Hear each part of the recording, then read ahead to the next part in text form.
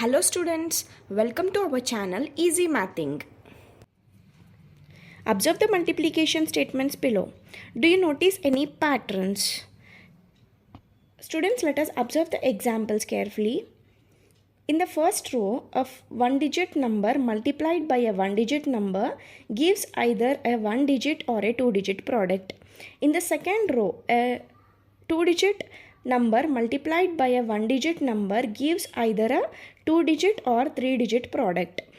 In the third row, a two-digit multiplied by a two-digit number gives either a three-digit or four-digit product. In the fourth row, a three-digit number multiplied by a three-digit number gives either a five-digit or six-digit product. See, in the fifth row, here the first number has 5 digits and the second number also has 5 digits.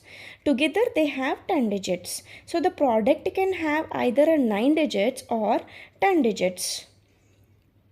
Next, in the sixth row, here the first number has 8 digits and the second number also has 3 digits.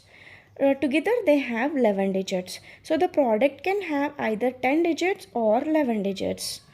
Seventh row, the first number has 12 digits and the second number has 13 digits. Together they have 25 digits. So the product can have either 24 or 25 digits.